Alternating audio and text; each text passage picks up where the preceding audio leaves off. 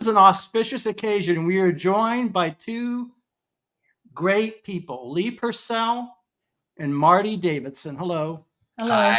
We're here among many other things, but mainly to celebrate Almost Summer, which is a film that Lee starred in and Marty directed.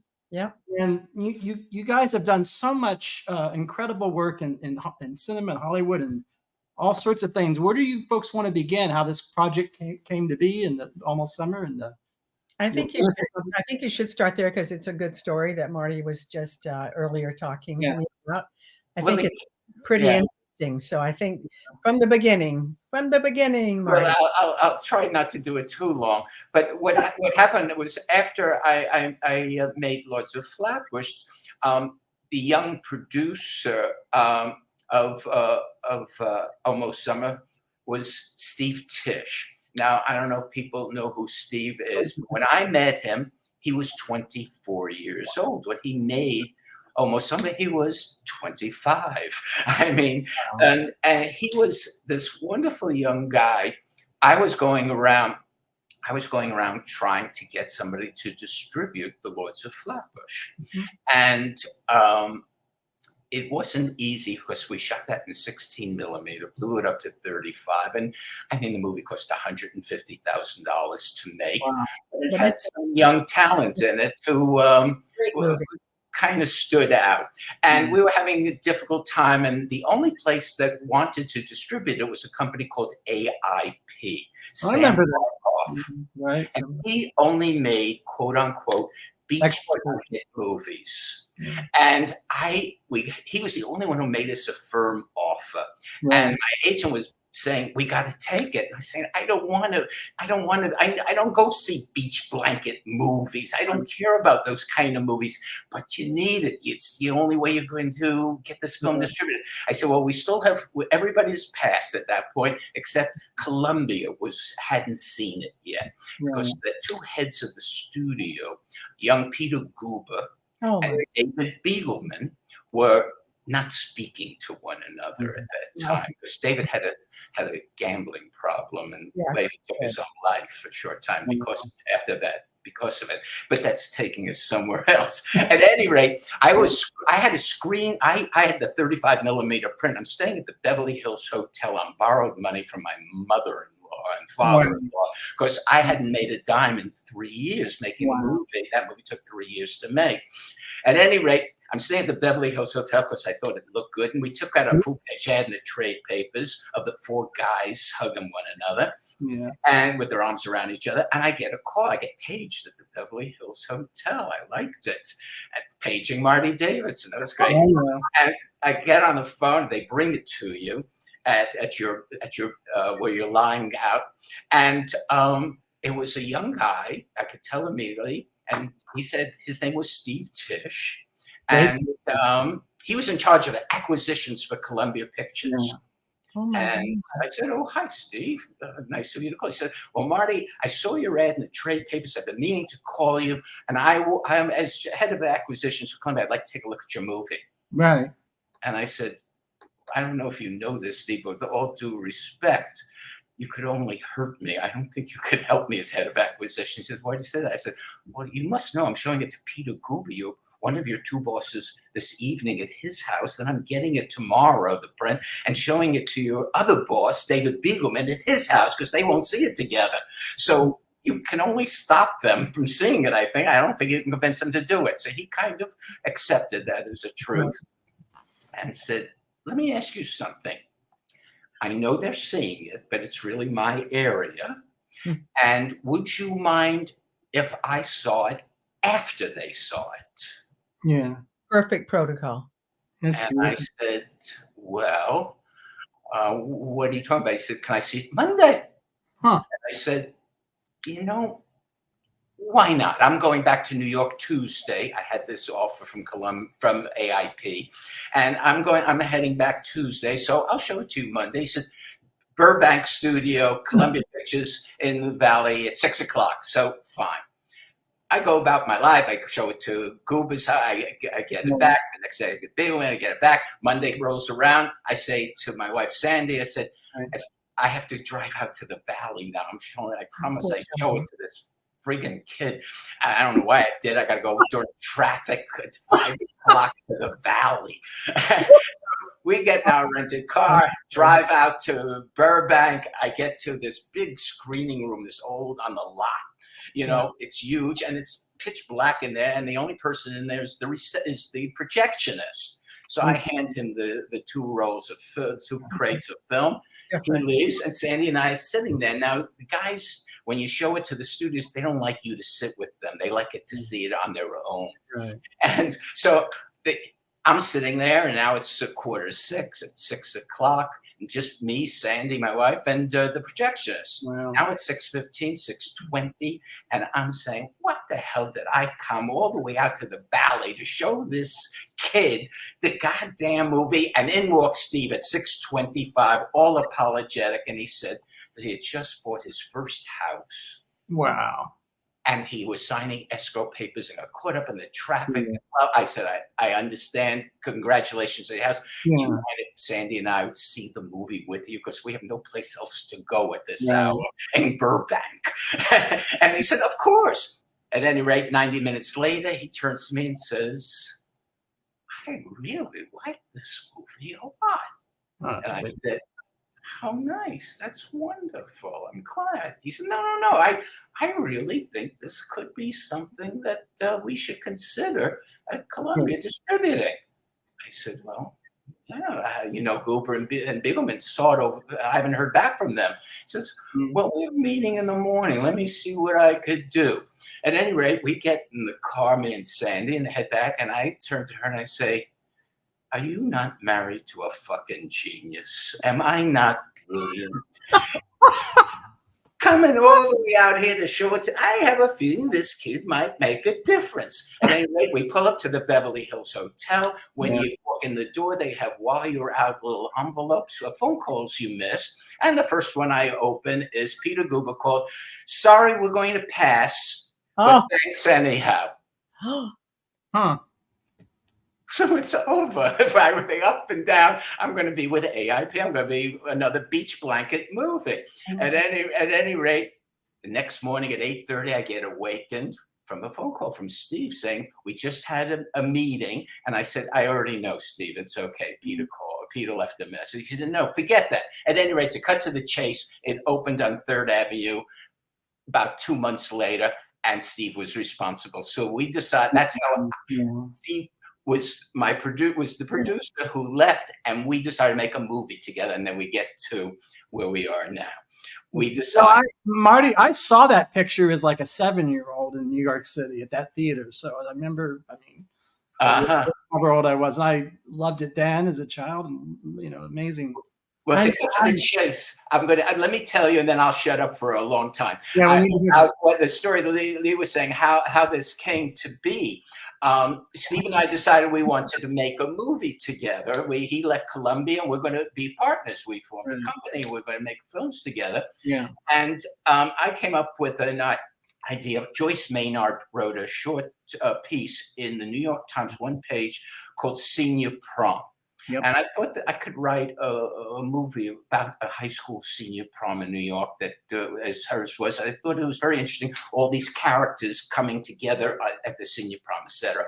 At any rate, a short time later, we were pitching it, and I'm pitching it to Ned Tannen at Universal, and he says he's about to be making a movie about high school kids, called Senior Prom, called what was it called? High School. High School. Thank you. It was called High School, and not to be confused with the Fred Wiseman. Right. This is called High School. Yes, and it was a producer named Rob Cohen and Barry Gordy. Motown was behind it. There's going to be a lot of music, but basically, it's a beach blanket movie. Huh. It's going to be about Southern California life, the music on the beach and in the valley.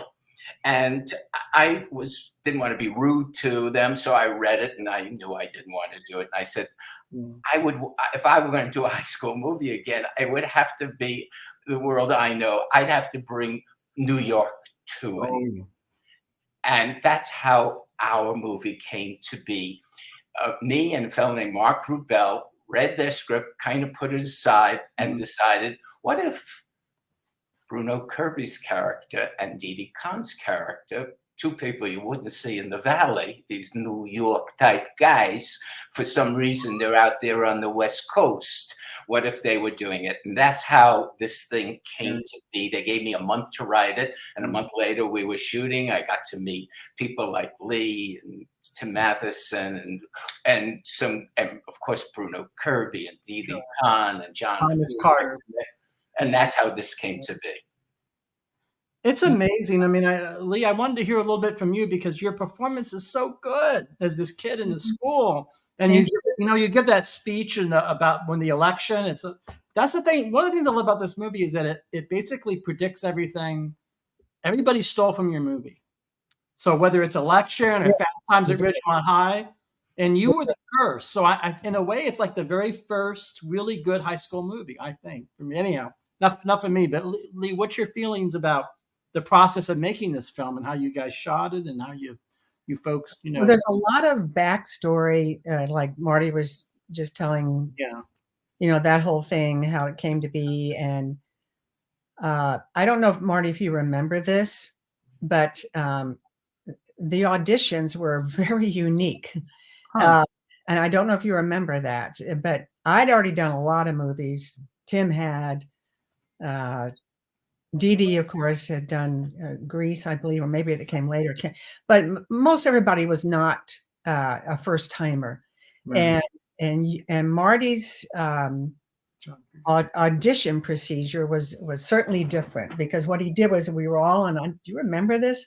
Yeah, we were all on a big sound stage, I believe, or maybe it was a rehearsal hall, and you had us do improvs. And we didn't read the script. We didn't pick up the sides, and we didn't do all that. So we were doing improvs, and it was Tim, and it was everybody really. John Friedrich.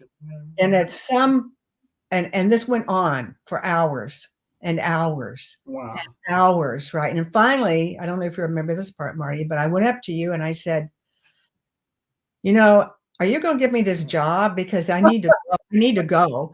And I really can't do anything else for you here. And you were so funny. You were like, yeah, it's yours. I went, good. I'm going home now. And so that was one of the most interesting auditions I've done. And then after that, because I wanted to do research. I don't know if you remember this, Marty, but I wanted to go undercover at a high school. Interesting. And because I hadn't, when I went to school, a little town, there was 100 kids in my grade, and that was the biggest amount of kids they'd ever had. And that I wanted to do this research, and it also been a few years since I was in high school. I never went to a California high school, and so I made an arrangement. I don't remember who did. Somebody from Universal, I think. I wanted to go undercover, and so it was arranged with the principal of North Hollywood High, which I drive by all the time, and I feel like it's my alma mater. And to go there undercover with a different name, look different, and I went there for a month. That's fantastic. It was incredible, actually, and it gave me because it's a huge school, like the school in Almostsummer was, and there was a lot of rivalry, and I made friends, and I got asked to try out for cheerleader, and I got asked out on a date, and I was in the class with all these kids, and it was great. It gave me all the insight to do so that I would understand what a big school is like, and the rivalry and the bullying and all that. And that to me was really interesting. And then I almost got caught because I made this friend, and she wanted me to come to her house after school and do homework and chitty like girls do. And I did. And her mother looked at me very suspiciously. And then she asked her daughter later, she said, what's her name again? Because I don't think that's her real name. I think that she's this actress. Oh, I'd seen you. Oh. And she said, no. She's a transfer to our school from out of state. And mother's like, well, okay. And then of course I was there for about a month, I think. And at the end, I'd already, completely lied, of course, but not for a bad thing, for a good thing. And so in each class I was in, I stood up and I said, listen, I thank you all, with the permission of the teachers and the principal. Right. And I think you all deserve to know the truth. This is who I actually am. And I looked like myself again. They're like, oh, I've seen you. And that is taking a big risk because Mr. Majestic, right, was a big movie, right? Everybody saw Mr. I've done several pretty well-known movies at that time, right? But I changed my appearance, changed my hair, right. And looked as different as I could. And so I confessed to all of them. Some kids were like completely enthralled. Some kids were really mad at me because they felt like they'd been, bamboozled, and particularly the guy that asked me out, and then the girl that I had become really good friends with, and she was like, "Yeah, you really hurt my feelings." And it's funny because she years later, and they all were excited because they some of them, Marty, got to be in the movie because we shot some scenes there. Okay, and they got to be background and so forth, and then that girl. A woman, of course, by this time, contacted me via social media and said, hey, do you remember me? I was your friend. And I was like, of course I remember you. How are you? And she was fine. She was, I'm married and happy. And so that was a very interesting thing. Sure. And then the dance number that Marty mentioned is his favorite scene because I was a dancer. Oh, yeah. And it was interesting because that dance was completely inappropriate. The whole movie was inappropriate. That style of dance is called Agio? Yeah. Yes. And so inappropriate. I have no idea why we did that style of dance. I remember Sid Charisse and Gene Kelly doing it together. It had to be in a bar. It was a lift, I think, from that. I think, and then I was told, don't dance well, and so I didn't. I danced kind of awkwardly, sure. And they like don't like and so I did that. It's kind of like somebody saying you act badly, and. You were a high school student. I was a high school student. I had never, she had never learned to earn her living as a dancer, and I had. And so that was a whole lot of fun, doing. Oh, and then I had, social media is so amazing because in that dance, I kill someone, fake kill them. And Frank was his name. And years later, Frank contacts me on social media and says, hey, do you remember me? Oh. What was that style of dance again, Marty? Adagio. And he said, you killed me in your Adagio number. I'm like, oh, Frank. And it was so funny.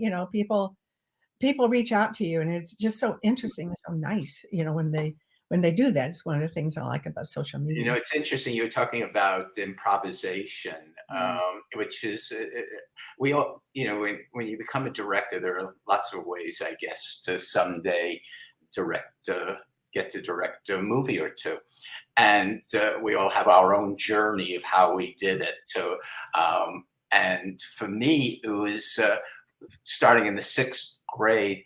At PS 244 in Brooklyn, where we put on a play. Oh. And I got to write with my friend Gary Bender, and we're still friends today. And we did a Christmas kind of pageantry kind of show. All these kids in a hospital during Christmas. And he and I wrote it, and we kind of made it up together. We would improvise it together. We didn't even know what the word improvise was. But we didn't write it. We would talk. At any rate, we got laughs. We got laughs from the school, from the 7th graders and the 8th graders. We were in 6th grade. And I liked it. Ooh, did I like bad. Oh, wow. At any rate, you go through school, you graduate. I went off to Syracuse University when I was 18 to become a lawyer. Right. And Yeah. after 1 year of being a lawyer and studying Latin and whatever you have to do, I said to my parents, you know something? I don't want to be a lawyer. I want to play a lawyer on TV. Oh my God. And my father's remark to me was just perfect. He said, what makes you think you're that good looking? so I said, Dad, I don't want to go to college anymore. I want to go to acting school. Oh. And he said, great, terrific. I can't afford to send you to Syracuse for 6 years to be a lawyer. You're on your own. You want to be an actor? Get a job. Oh, So I got a job being a delivery boy for Rapid Messenger Service, $1.10 an hour. Were you on a bicycle? Were you on a No, we took subways and stuff, and I walk, whatever. And it was around Manhattan. And at any rate, I now had enough money, I thought, to study acting, but I didn't know how to find an acting teacher. So I used to go to a delicatessen. I was living out in Far Rockaway with my parents. I'm now 20 years old. And the kid whose father owned the delicatessen, and he worked there, and I knew he knew some people who were singers and stuff. And I said, how do you get an acting teacher? And he said, what are you talking about? It's you see there are ads all over the place. I said, where? He said, by Show Business newspaper. There's a newspaper called Show Business, and they have ads in the back for acting teachers. There's tons of them in New York. So in Far Rockaway, to get to, it was the last stop in Far Rockaway on the E train to Manhattan, took truly 2 hours, because it went off to East Rockaway and then back and past JFK and into Manhattan. So I took the train, took 2 hours. I got off at 14th Street, went up the flight of stairs, found a newsstand on the corner, gave the guy a quarter, bought the newspaper, got on the train, went back at 2 hours to Far Rockaway, and I found an acting teacher. Then I circled, I saw some names, so I went to New York the next day. 45th Street and Broadway, right in the heart of Broadway. I'd never been there in my life. I had once been to Radio City. I had never been to a Broadway play in my life. At any rate, I go up a flight of stairs. There's a guy sitting there with some coffee, and he's got his feet up on the desk, and it's like a cliche thing with scripts and whatnot around, piles of shit on his desk. And he says, yeah, what's up? And I said, this is, I saw your ad in the paper. I'd like to study acting. He said, you have any experience? I said, in the 6th grade. I got laughs. I liked it. He says, it's not easy to just walk in and be accepted here. Sure. So he said, you'd have to audition. I said, well, how do I do that? What do I do? He says, yeah, I'll do it with you right now. So he hands me a script, Our Town. He's got sitting on his desk, and he's the girl, I'm the boy. And we do it, and he says, you're very good, you're okay. Tuesdays from 7 till 10, everybody was, it wasn't hard to get it. 7 to 10, it's $45 a month. It's $10, $12 a session. Oh my God. Okay, at any rate, I go for my first session, and it's an improvisational group. They're going to do improvisation. And a wonderful guy named Martin Carr, he's my teacher, and I like him. He's there for about 3 sessions, and then he announces at the next class that this was to be his last session. And he got a job at the Tyrone Guthrie Theater, which was opening in Minnesota. So you could tell the year. It was probably 1960 or 61. And he was in that company. And so all of a sudden I have a teacher. He says, no. A good friend of mine has just got out of the army, blah, blah, blah. And he's wonderful. You're going to like him more than me. And he's going to take over the class.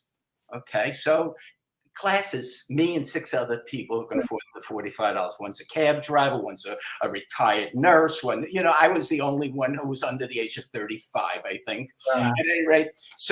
And we're doing improvisations. And so the next class, his friend comes out and he announces to everybody, he says, my name is Sidney Pollack, and blah, blah, blah. And it's wonderful to meet all of you. And this guy is a joy. So after some of the classes later on, I say to Sidney, could we have a cup of coffee maybe after? And I could get, and she said, sure. So we go down to the Waffle House on the corner and we have coffee, whatever. It's 10 o'clock, it's 11 o'clock. We say goodbye, blah, blah, blah. At any rate, a couple of months later, he gets a job working for John Frankenheimer, helping on a movie Frankenheimer was making in New York with a lot of kids. I forget the name of it. It was a big movie that Frankenheimer was doing. And he was going to work with just the kids. He was Frankenheimer's friend. And Sidney looked at me and said, they're going to bring another teacher in here. He says to me, I want you to get out of here. I want you to be with people your own age, people who have the same dream as you. I want you to go where I went, preferably to the neighborhood playhouse. Oh, wow. Or if you can't do that, maybe if they won't take you or whatever, go, there's another school called the American Academy of Dramatic Arts, and one of those two. At any rate, I thanked him. To cut to the chase, I ended up going to the American Academy because they gave me a scholarship. I did this. Years pass, and in 1987, I make a film for HBO called Long Gone, a baseball movie. It's my favorite movie I think I ever made. At any rate, it's a nice little movie for HBO, Virginia Madsen, Dermot Mulroney, and Billy Peterson. Yep. And everybody really seems to like it. At any rate, I'm now about to get more work, I think. It looks good. And my agent calls me up and she says, Marty, I had an interesting call just now.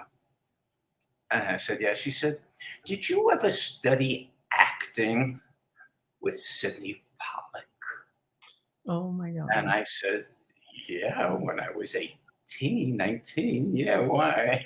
And she says, well, his office just called. And Sidney saw Long Gone on HBO last night, and he wanted to know if you were the same Marty Davidson who had studied with him when you were 20 years old. I said, the next day, he invited me to have lunch at his great place, Spielberg, on the Universal lot. Spielberg had one house, and right on the same next to it was he had just made Out of Africa. Yeah. And he had a chef there, and we sat for about 3 hours talking and whatever. I never saw Sidney again in my life. The only time I saw him in my entire career, and it was the greatest moment I think I ever experienced that came about through studying improvisation, which we then years old and never gave up on. What a story! My God. That's just, and not a moment of it's not true. It's about Sidney in particular. Yeah. It's sort of an interesting business. Yeah.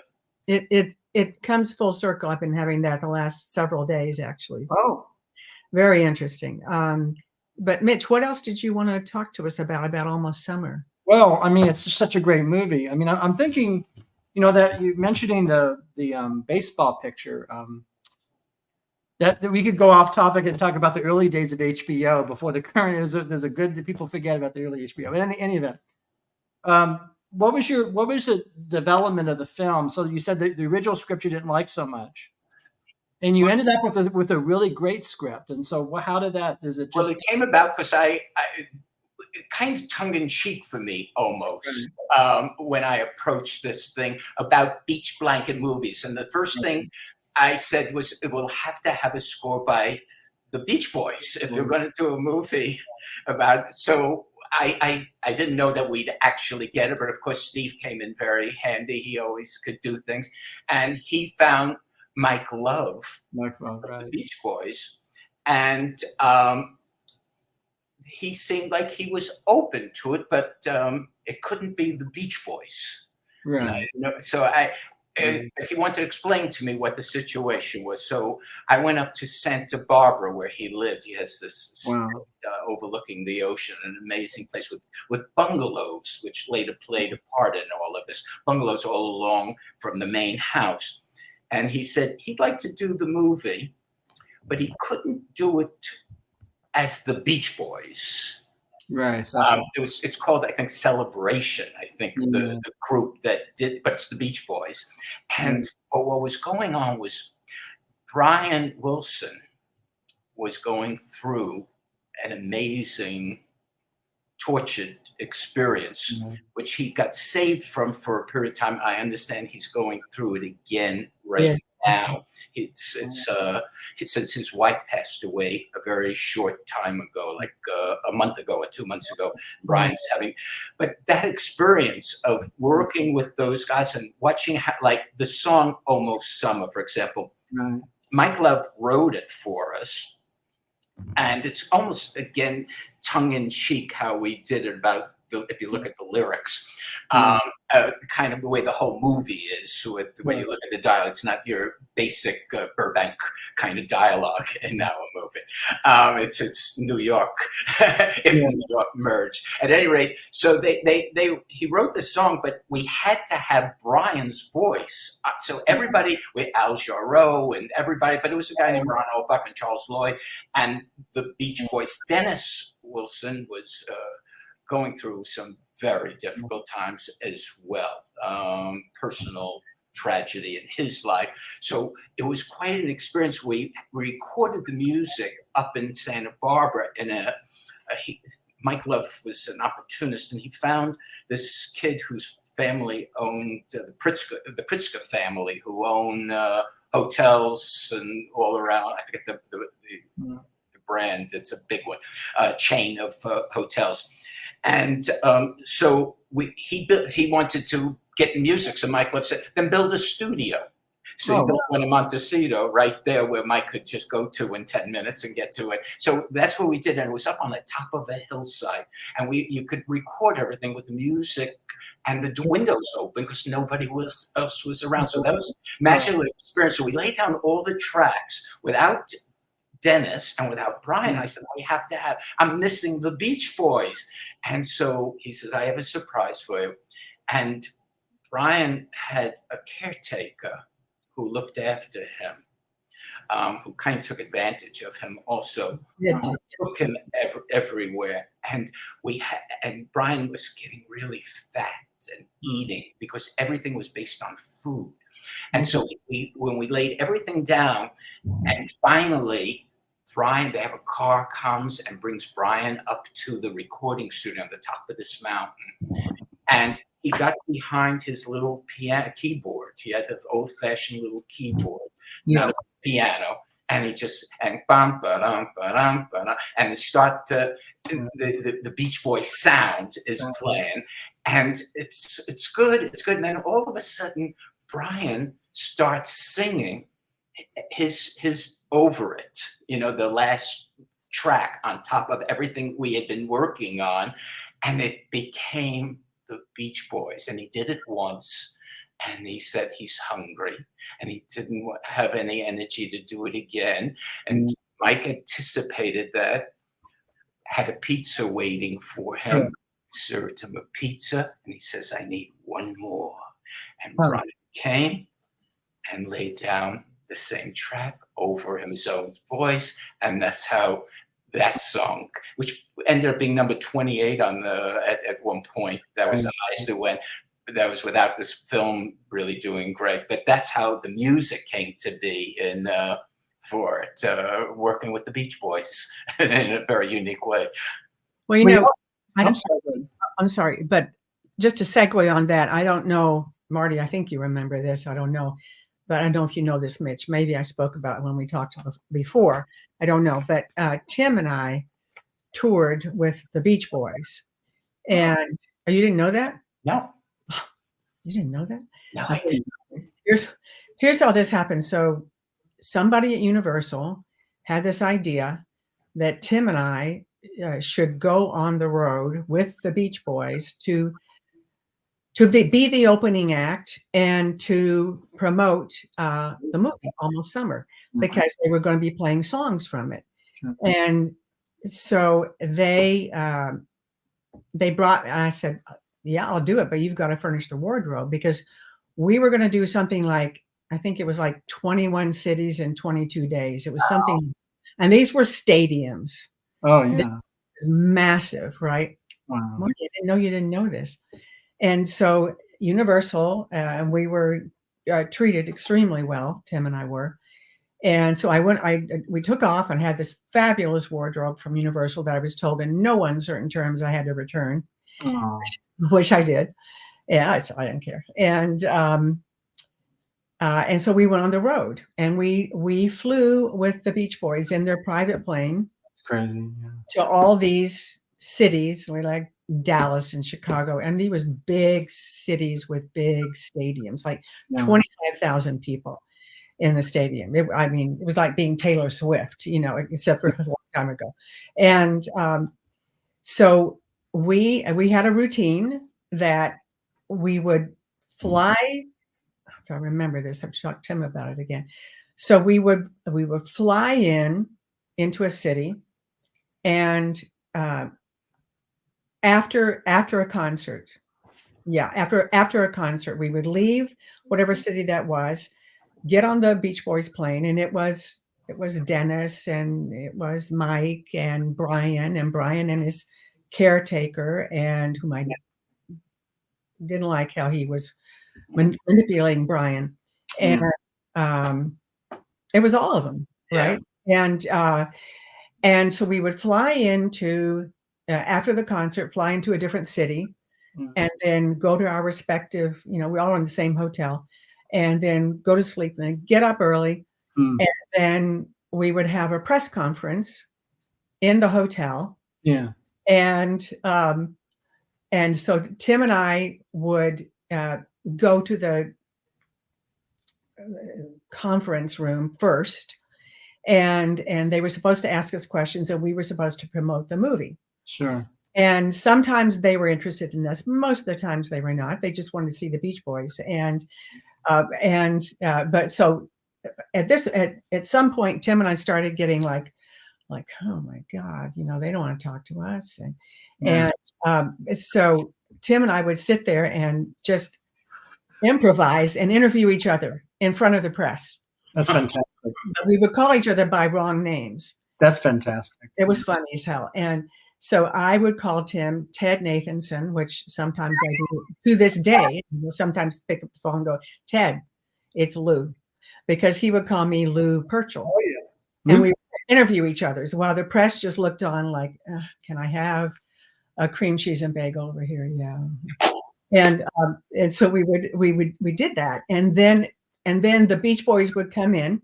Sure. And then the press was like, and they wake up. And then we would all go off to the concert, and in the limos, and then Tim and I would go on to the stage first because we were the opening act, and when act is a term used very lightly with what we were doing, but you look out and it's like 25,000 people, and it is like astonishing, and a lot bigger than anything I ever toured with as a dancer. And then it was our job to tell a few jokes, and every city we'd go to, we'd find out the name of the local sports team, like, hey, Dallas, how about those Cowboys?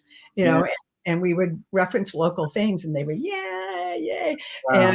And then we would say, and now the Beach Boys, right? And so one city we went to, we were so burnt out. It's about the 15th probably city. And we walk on the stage, and usually we would say the name of the city, hello, St. Louis, right? And we walk on the stage and we're like, I don't know where I am. And Tim said, I don't either. So I turn around because the Beach Boys were behind us, but the audience couldn't see them, but they were like on the ramp, right? And we turn around, and I said to Brian, what city is this? I don't know what city I'm in. And he's like, oh, it's so-and-so, Atlanta, whatever. And I went, okay, good. Went back up and said, hello, Atlanta. And Tim and I are like, God. And so that went on for about 21 cities in 22 days. And we had a great time. It was strange because we were really like fish out of water, but we got into it, we got into the routine, and like, how about this joke? I'll tell this next time. And that is the Universal's idea of promoting the movie. I can't believe you didn't know this, Marty. I did. I forgot. I don't know. Right. I mean, it was so strange. It was just Tim and me and the Beach Boys. And I could write a book about it. There were things that I would love to read that book. It's a little bit like it's the kind of advertising you do for a movie in an earlier era, right? It's like something in the 40s or 50s. It's like Yeah, almost like a ballyhoo type of. Their relationship among the guys, basically between Dennis, Brian, and Mike, who are all relatives. I mean, and then the other guys kind of tried to ease the Al, tensions, and there was Al and Brian. and What was his name? Al Giro, and I don't know, there was 5 or 6, and they were really nice to me, except for one who was not, and that's another story. Yeah, there's some great soul music in that movie too. Though the three girls had that singing group, soul group. I like that music as well. And who was that? Which? Oh, the girls. Gordy One of the girls was named Denise, and that is the name she used, the lead singer, because she was Berry Gordy's niece. That's right. So her name was Denise, and she decided to call herself Denise. Oh, that is funny. That's who she is, and if you look at the credits, you'll see Denise. Because she's the singer, and the girl, the three at the prom, they get to sing. Oh, those girls. Those 3 at the prom. Well, I haven't seen this last scene, years, but the movie. I mean, the thing about the movie, there's many things I like about it. It's not a So the movie is very much a high school movie, and there's the election, and Bruno Kirby's managing that kid, and so there's a toughness, and this is the New York aspect. I'm sure. In the movie, I insisted upon bringing in something that but the thing about African American kid as the best friend, and brought Thomas. What I want to say though is that the movie also has it, so it's both tough and sweet at the same time. It's a perfect balance as a movie. You don't see, because later on, as high school movies get very crude and much more. They were, and Almost Summer never does that. It's interesting. It's not, so it's almost like I say it's a perfect movie. It's like the balance. And I don't know if it's the writing and the acting, probably all of it, but you really achieve that balance between being sort of tough and and also sweet, and also kind of all at the same time. It was this strange mixture of Brooklyn with their Burbank. Right, that's what it is. Really. It's a strange combo, as the only way I could understand making it. Right. Since my whole background came from improvisation, and I got to I did a lot of that in Lords of Flatbush. That whole movie was improvised basically, but I don't believe in improvisation in front of the camera. I believe in improvisation as homework, as and as auditions. Yeah, everything before you're shooting is improvised, as far as I'm concerned. The one thing I always ask the actors, and some had a little difficulty with it. In fact, Treatwilliams, in a movie I did, he refused to do it. It was so hard for him. I say, when we're working, there is no Lee Purcell. Everybody is their character. I refer to everybody as the character. When you go home, be whoever you want, but when we're here, you are the character. You are Alexander the Great. Right. That's who I am talking to, and everything we talk about is as the character. I never refer to people as Lee when I'm making a movie. After the movie, of course, but while we're making it. So improvisation for me is everything I like to do is, even if we're not doing scenes when we're improvising, we might just be talking. But I have rehearsals. I have full rehearsals, full day, where the actors are not their characters, and they sit and we talk and we ask each other questions as the character. And so when Bruno comes in, he is he's the Vito. He is he's the Vito. And so that's the way it is. And that's how. What do you think? What do you think we should do here, Bobby? He says, fuck him, we don't have to do anything. He's as the character. Everything is as the character. What happens if I go here and I tell them and I call the cops and they don't even know that I'm staging this whole freaking thing? It's none of their business.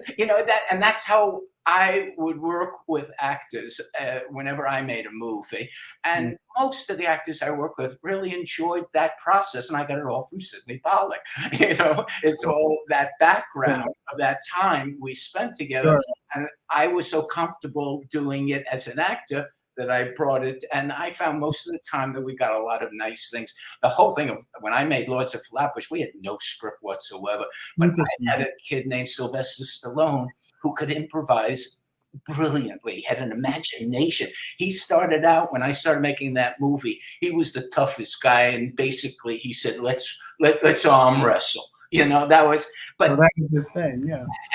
In fact, I'll tell an interesting story about what happened, how his character really grew during the rehearsal. We rehearsed that one for 6 weeks because we were building it out of the improvisations. But basically, we're in rehearsals doing this thing and trying to come up with stuff, and I get a call from London, and it's his name is Paul Jabara is on the phone. Oh yeah, musician. Paul was the person I was sitting with at the Beverly Hills Hotel when Steve Mitch, that story I told earlier, so Paul and I go back to since he's 15, and he's starring in a Robert Stigwood play in London, and he's been, I forget the name of it, it was a big Robert Stigwood musical. Jesus Christ Superstar. Thank you. That was Sandy, my wife. You should meet her. She did the wonderful costumes. For this. I should meet her before we finish.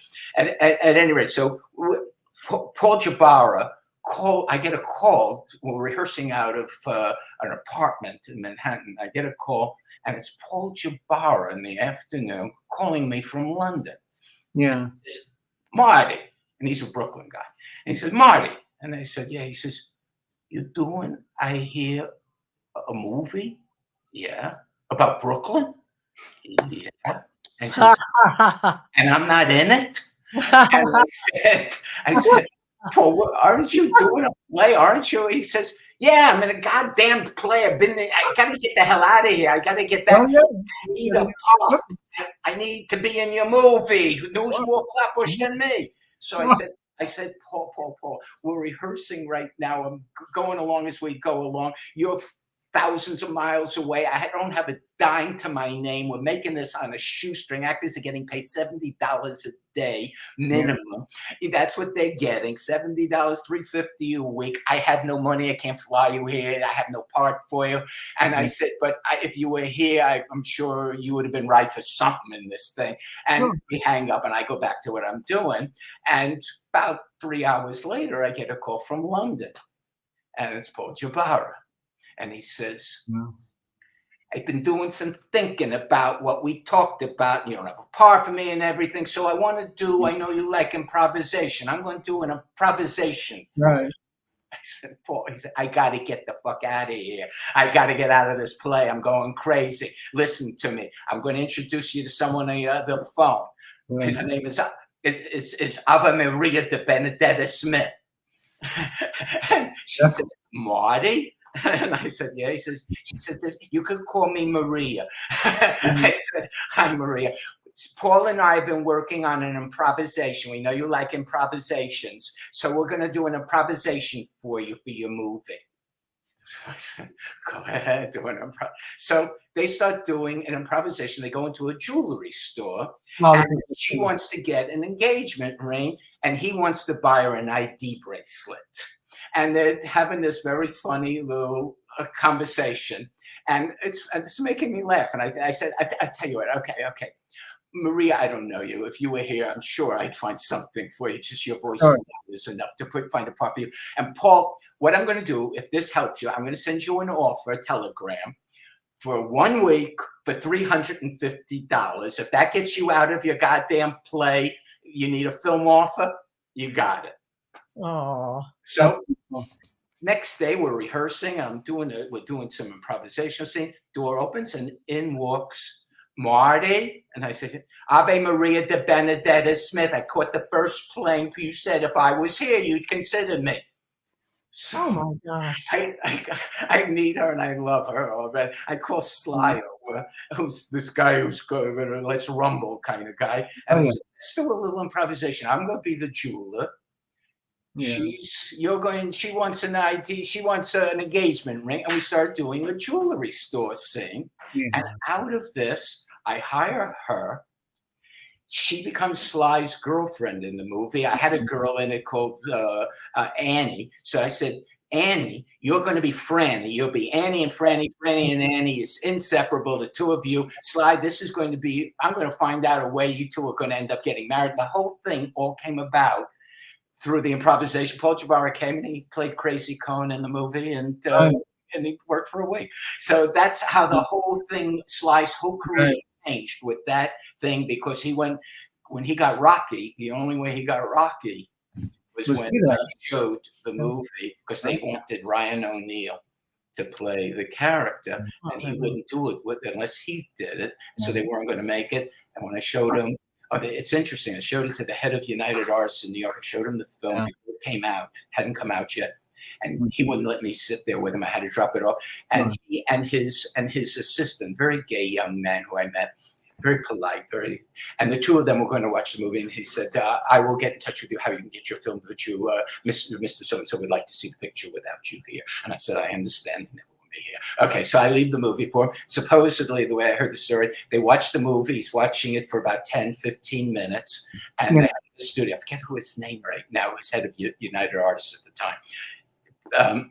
At any rate, he was based in New York.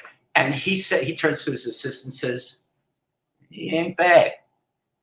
The 15 says, No. He's very, very good.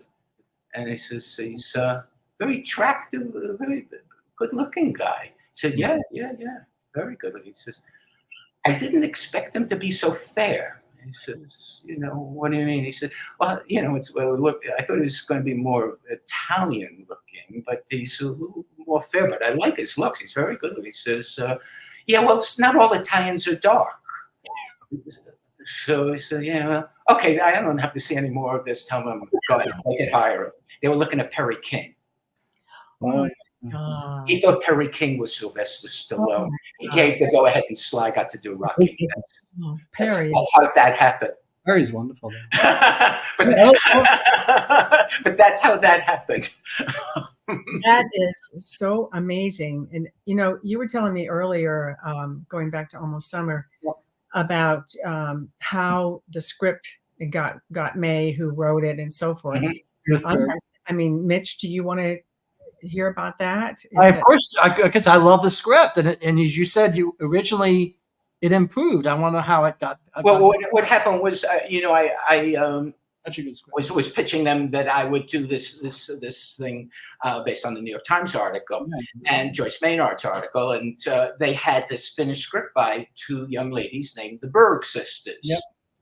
And I had never met them to this day. I think I might have met them once in my life, but I read the script and it wasn't anything that I wanted to do. And we had but they had given Motown a go-ahead to make the movie. It was Berry Gordy, and he recorded, and he was very important to them, so they couldn't say no, even though.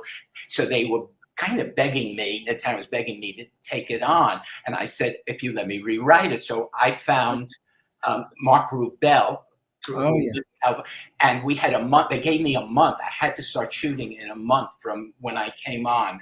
Everything had to be done really quick. I had to have the script, whatever I was going to, and he trusted me to do it. So we wrote the script in a month, just bringing all of what I brought New York to, changing characters. And that's how those two things collided.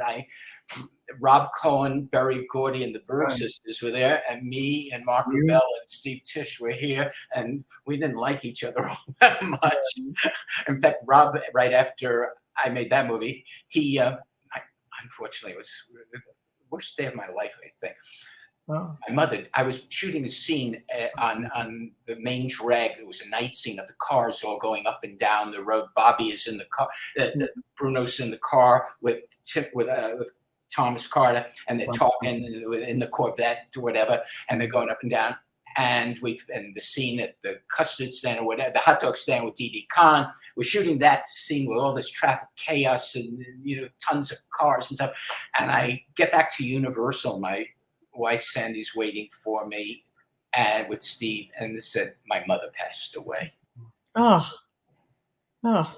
She had been ill. She was in New York. So the next day we they had tickets for me to get on an airplane that night at the red eye to New York. Went to, chose close for my mother, did the whole thing. This experience is unbelievable. I've got a movie sitting here. I'm doing this. The whole thing was, the movie seemed real to me.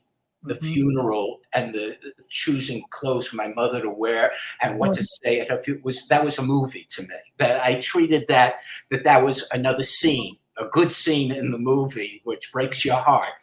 And I got through that. I came back and I found that one of the producers, this guy Rob Cohen, he shot a day's shooting while I was gone, and I wanted to kill this son of a bitch because, and I reshot it. But he went on and became a director after that. He really wanted. He directed a number of movies after that. I never talked to him again. Fast and Furious. Oh, yeah, you never. That's the last time I talked to him. So all these things happen on movie. When you make movies, you don't know what's going on in people's lives. But the film, you have to do it. This money and time and careers, and everything is. You just go on and you do it. It's something we talked about that I mentioned. The two of you think it's going to come around to my point of view, and the great high school movie, and Ben Malkovich is going to present almost. Is this going to happen? You think eventually, or is you think? But there was something I want to talk about. Lee, is the wardrobe, because that was an interesting story. What happened was, they had, it was Universal, and at the time Universal was doing like 20 different television shows. Every show on television was Universal Studios. It was. Wasserman was the head of Universal. They were king, and they had, I think, 18 different hour shows and movies being made at the same time. At any rate, they assigned me, it was my first studio picture, they assigned me someone to do the costumes. Who was that? It was somebody who had been nominated for Academy Award the year before, and he was more of a woman than you are. he flew around the room, and he loved being who he was. I think his name, for some reason, I just thought of his name. What was his name? I think his name was Burton Miller. Okay, I don't remember his name. At any rate, he was going to be. He was Burton Miller, I think Sandy said. It might have been, but he smoked with a cigarette holder, and he was Hollywood at its finest. You know, it's like a cliche Tony Curtis movie where you come flying across the stage, and he loved being who he was. And he would bring out he showed me all the clothes, and he'd show it to me on the actors he wanted to show. And I remember he showed me, and I told him like what I wanted for Lee's character. I said, think of it, you know, she's like a real person, you know, like she could wear something, and remember this 1975, like a real Yankee baseball cap kind of thing. She'd put it on. She's cool. She has her own, she's not a cliche. She has her own style about everything. At any rate, he decides to do a fashion show for me. Okay. He went out and shopped, and he went to all the, like he bought a baseball cap for Lee's character that it was silk and shiny, and it was pink, I think, and it was. And I said, no, I'm talking like a Yankee cap with an NY here, you know, a real live Yankee cap like the players wear, not something that has two things and stuff and silky and stuff. And one outfit after another, I'm looking at. I hate it. So he says he's going to make some changes. Okay. Lee, the head of the costumes was Lee. Sandy, who was the head of it? Lee? Sandra Dee's father. Vincent D. He was the king of Hollywood costume. Vincent D was the president of the costume designers union. He was king. and the nicest man you ever want to meet. At any rate, I'm trying to explain to him why I don't like this or any of that stuff. And he's saying, give him a chance. So that's when we did it with the actors. First, he just showed it to me. Now he has, let me dress the actors. So the actors go, and I said, I'm not good at describing this, costumes and stuff, especially for the women. My wife is great at this stuff. Do you mind if I bring her to the showing? You don't mind that, do you? He said, no, of course not. To bring whoever you want. So there's a showing of all the stuff he went to, all the finest stores in Beverly Hills and bought. When I said, I just want you to go to an Army Navy shop or something. And so he comes and he shows, and one outfit is more silly to me than the other. And I say and I look at Sandy, and she says, no. And I said to Vincent, talk to Sandy. Because maybe I'm not communicating. So Sandy describes what she would like Lee to look like, how she would dress, what she would do. And he looks at her and says, would you like to do the costumes for this movie? And so he said, can I? He said, I can make it work. To be a costume designer in a motion picture, a union picture, you have to put in 5 years. You have to work your way up from the person who on the truck who does this, who does that, and the other thing. And then you have to pass a test of periods of what people wore in 1872. It's so complicated to become a costume designer in Hollywood union. He said, do you want it?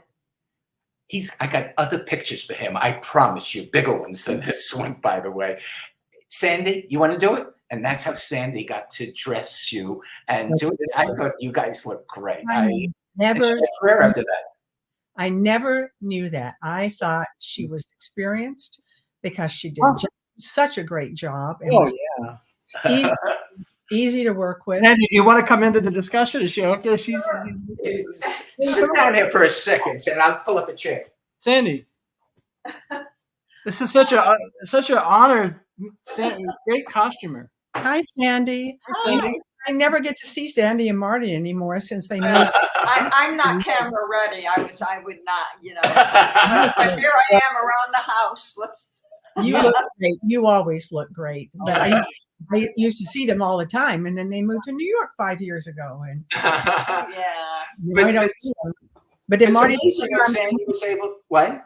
Did Marty tell you I'm coming to the East Coast? I'm going to do a play. Right. Oh, no, and we're going. Right. Yeah, we're traveling. It's going to be Woodstock. But I'm going to get to see you guys in April. That would be great.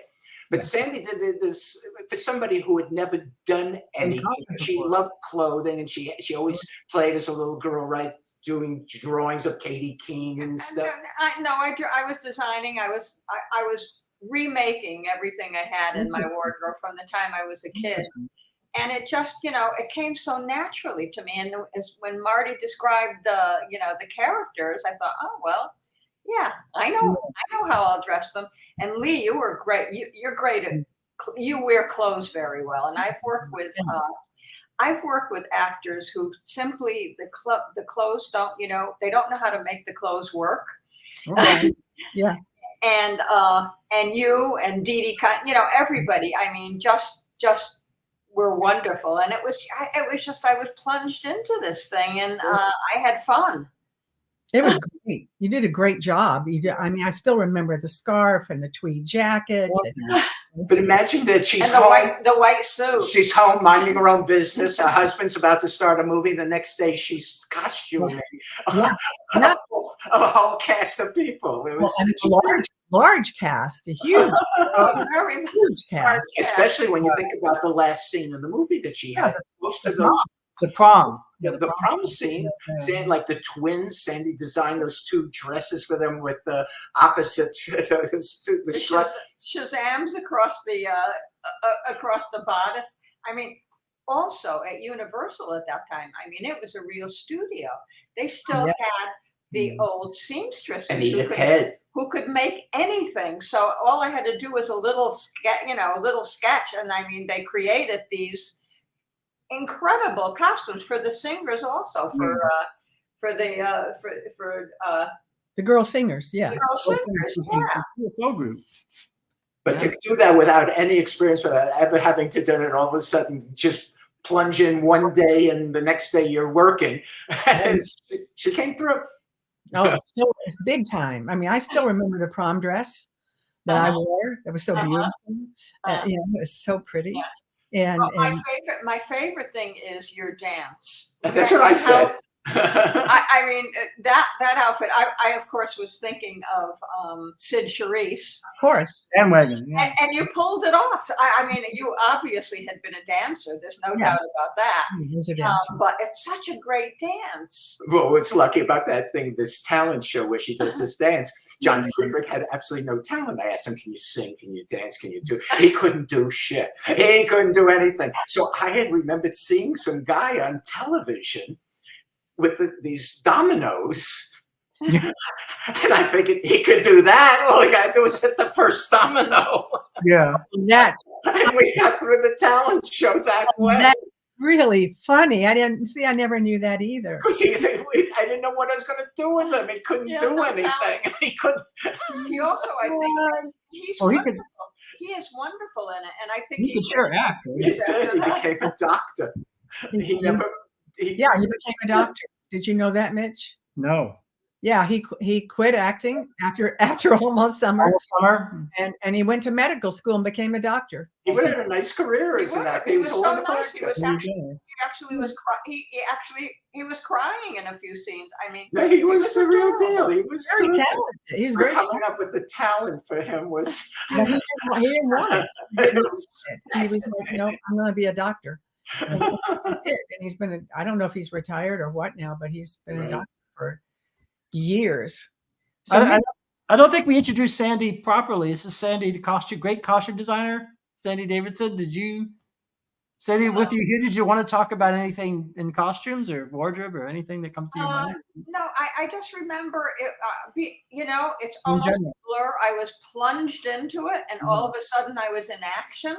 And I just. But you had a car taking you place. It was Universal, so you had an assistant. Universal. I had a driver, so I would go to the department stores, and everything is set up. When you're doing a studio picture, I mean, you go into any store. I remember the malls in Hollywood, and any store, they're all set up for you. You just put a bunch of things on the rack.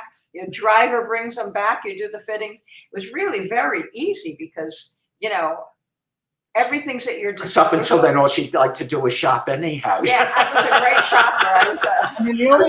shopper. She did every movie with me after that. We never did another movie. The only store I know from Los Angeles is International Silk and Woolen still? Yeah, I'm sure it's still there. That's a great store. It's the only thing. Yeah, it's there on Beverly. Yeah. That's where I bought all the fabric for anything that was made. Yeah, Fred Siegel was just a couple of years old. The store, Fred Siegel, and I got a lot of clothes at Fred Siegel. Yeah. But it was easy. It came so naturally to me. Yeah, but one of the great things about that movie that I will always take with me is Bruno. We lost Bruno very early, too early, and he was so talented and such a delight. So what he brought to his character and his honesty as an actor, his sense of humor, he knew where the jokes were, and he played it as straight as could be. And that was one of my favorite things, was that from the movie is I got to work with people like Bruno and Thomas Carter and Tim Madison and Lee and John. It was so many people for this little movie that we were able to put together in a very quick through some improvisation, and they were a delight to work with. And Bruno, again, good actors have such a sense of their selves and clothing and their character. I remember the one scene where Bruno's at home in that seedy old man's kind of silk robe. I remember going down to the wardrobe, the costume department at Universal, and looking through these silk robes, these men's robes, because Bruno, I think, had said, I'd be around the house in a something, a fancy, some kind of robe, a smoking jacket or something. And, so when you work with actors, Lee, I'm sure you came up with ideas too. you know, they just all give you clues, and it just becomes, it's so much fun. If you listen. I had also trained a little bit as an actor upon Marty's. When we got married, and I knew that film or theater or actors were going to be our life, and Sandy didn't have any part of that in her life, and I asked her to do me a favor. I said, this is not for you to become an actress or anything. I'd like you to study acting take a year of your life and just see what it is. Wow. The people who are going to be in our life, who I'm going to bring to our life, that are going to become people we work with, people we're friendly with, they're all going to have some part of this in their life. And I want you to feel a part of it. I don't want you to feel like that's them and I was a secretary, because Sandy was my secretary. That's how we met. No. That's And another story. that's another whole story. But I asked her to do it, and I introduced her to an acting teacher, a very nice, wonderful man in New York. And she studied with him for 2 years. A couple years, enough to realize that I didn't have it in me. But what I did is when we moved to California, I decided, okay, I'm going to give it a shot. Yeah. So I had a friend who was a playwright and director, and I decided I was going to put on, I was going to do a showcase for myself. Wow. So it was two one-act plays. Wow. And 2 character plays, and one that he had written and another by Lamford Wilson. Wow. So I did the costumes, sets, and starred in with my friend these 2 one-act plays. And I was at the Fountain Theater. Oh, yeah, of course. And at that time, we knew so many people, Marty having been an agent, knew so many people in the business, so many agents. And I invited them all, and they all came. Oh. And I was okay until the day that I got in my car to drive over for the first performance. And I remember driving over to that theater and saying, I wish I was dead. I never want to feel this way again. I never want to feel this nervous, this sense of panic, why? How did I do this? What have I wrought? So somehow I got through the performances, and 2 things happened at the end of the performances that I will never forget. Henry Winkler was there. And Henry was always even as a young man, he was very serious. He was almost rabbinical, darling. We used to call him, he was like Georgie Jessel. He was, I don't know. He was an old Jew and he was very young. So I remember him coming over to me very serious, and he said, took your hand. He took my hand. He said, Sandy, you were very good. I have one word of advice for you. And I said, yes, what is that? He said, never get on a stage with somebody who isn't as good as you. The other actor in the play. That was his. Oh my God. And Michael Black, an agent. Michael Black. He was a top agent at creative management. Who was very funny. I will never forget his words. He said, darling, you're a diamond in the rough. That was the end of her acting career. One shot only, one day only. But then she had this I realized I was much better at costumes and sets, and I would never be good as an actor. But she always approached the actors who she dressed, knowing as the character. She understood that they were playing a character. This wasn't a fashion show. This is something that person had to open a drawer, pull out of a closet in this set, and that they would feel comfortable with, and they understand that that's who they were. And so she approached it from that, and it really helped her a lot. And she did it really. The acting classes definitely gave me confidence, a certain kind of confidence that I never had. That's good. Yeah, it'll do that, or else it'll kill you. Well, if I continued, it would have killed me. You got enough from us? You heard enough stories? Well, I'm overwhelmed. I mean, this is Lee. Is there anything else you want to say, or about anything that comes to your mind? I mean, this has been so generous of you folks to share all this. I'm just I never went to a high school reunion in my life, and I have no plans. to ever do one, ever go to one, or any other kind of school reunion. Never went to one, never wanted to. But doing this, talking about this, and actually doing the movie, and then remaining in contact with a lot of those people up through present time, you know, Marty, Sandy, and I would see them when they lived in LA, and Tim, and then John Kirby, and Bruno, and, you know, and until he passed. And it's just been really interesting. It's kind of like, I think that was my high school reunion. I think that was it. And then having all you guys in my life, and all the other people that we still know, you know, that is kind of my version of a high school reunion. And it's a very emotional kind of thing, you know. It is, because we were very young, and we all kind of, you know, grew and still know each other, and that's a gift. I think getting to fulfill your dream. You know, me telling I don't want to play a lawyer. I don't want to be a lawyer. I want to play a lawyer. Fulfilling the dream of getting to fulfilling that dream you have as a young girl, that I have something I need to do. We're very fortunate to get to look back and say, oh, that was really a nice experience. That was wonderful. And that was, and then I did that. Now I haven't thought about that in a long time. And you think back to moments that you get to share. And we're very fortunate people. You know, not everybody is Marty Scorsese. My career might not be winning awards at this point, but I got to do what I love to do. And it's I feel so fortunate to now stop for a second and look back, which is what we're doing here. We're looking back and saying, that was kind of nice. You made some great movies. I mean, having a big name is not the same as what.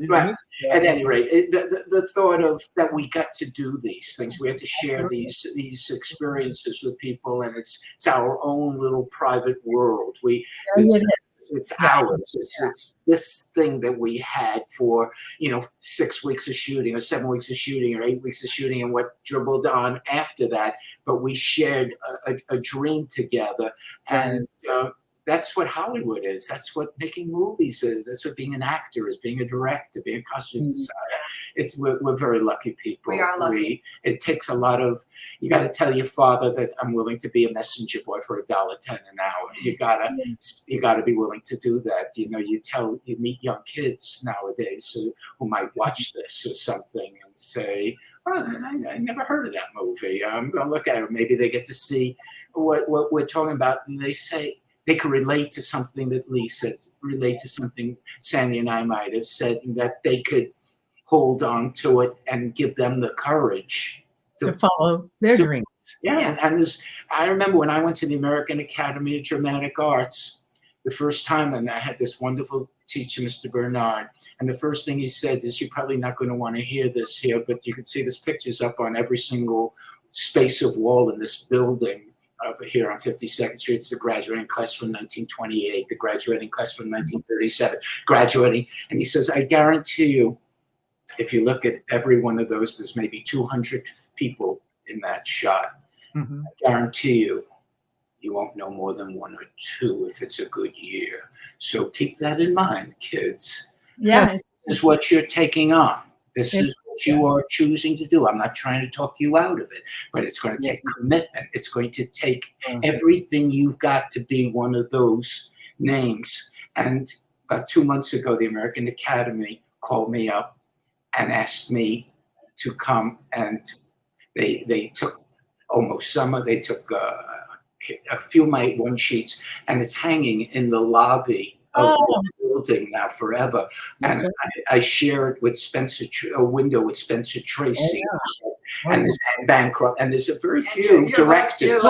Original scripts are it's a beautiful showcase in the lobby, So I was just one of those hundreds of kids who decided to come from Des Moines, from California, from everywhere, to say, I want to be an actor. So it's going to take there's no guarantees in this world. So those of us who got to do it and got to share these experiences, we have to consider ourselves fortunate. Maybe we're so fortunate. We're just, I am so blessed. Yeah. And you're so blessed. Sandy's so blessed, but the blessing did not come from luck. I don't really believe in luck. Is the residue of design. Jackie Robinson, Branch, you own the Dodgers, said luck is the residue of design. Most thought of my mind I've ever heard. Go ahead. Luck is preparation meets opportunity. Okay, so we all have our definition of what luck is. It's the same thing, but I think it's just hard work, and it is being in the right place at the right time, which I think is like a grand design, and I think that I consider myself to be incredibly lucky because I came from nowhere, and nobody gave me any advice or anything because I knew nothing. I actually thought that the way you got an acting job was to look in the classified ads in the newspaper. I really thought that because I knew you could get jobs. And of course, if younger people are watching this and go, "What's a newspaper? What's a classified ad?" It was paper that had things printed on it.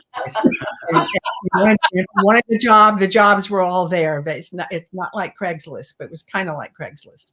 And it was paper you would read and be delivered to your house. And your parents would read it every morning, right? I thought you looked in the newspaper. And so when I got to California as a teenager with nothing, I bought a newspaper and I looked in the classified ads and I found an ad that said looking for models and actresses. And I went to this place. It was a very bad thing, very bad because they weren't really looking for models and actresses. They never were. I got myself out of there pretty quick. And, but now, you have social media, you have everything at your disposal and people can tell you things and you can find acting classes. You don't have to go what Marty had to do to take a subway to 2 hours and to get a industry newspaper. You don't have to do what I did and read the classifieds. And so there's parts of this that are easier, but it still is. It's a very competitive business. Yeah. I'm still working. I'm so grateful that I'm still working, and it's kind of, and I always want to work. I don't want to ever retire because why? I don't have grandchildren and I don't macrame, and what am I going to do with myself? Right. Yeah. I'd rather just be an old lady. Still working. And that's my plan. That's the extent of my plan. But younger people watching this, the three of us here are, Sandy, Marty, and myself, we're very lucky. I mean, even though I don't believe in luck, I do believe it's work. As long as we know how much work goes into the luck, it's we can call ourselves lucky. Yeah, we are lucky, but we knew that we had to work.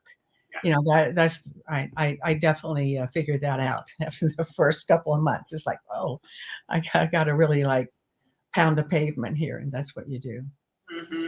Well, I'm lucky for this episode, and I really want to thank all three of you so much for this, and I really enjoyed your generosity talking about this. So, well, Mitch, thank you so much, and it's just such a thrill to. I mean, I have come across people over the years who are like, "Oh my God, you're in Almost Summer! Oh, it's my favorite movie," and but I haven't done a podcast with any of them. And so, thank you for being so interested in all of us. Absolutely, and for our individual interviews, and then it's wonderful because I got to see Sandy and Marty. Yeah, and we'll be seeing you soon. Be seeing me in April in my play called Crazy Mama. Crazy Mama. Crazy Mama. Go see it, everybody. Yeah. Okay. So, thank you. Thank you, guys. Thank you so much. Thank you all. Thank you. Bye-bye. My pleasure. I'll see you soon. Okay, kiddo.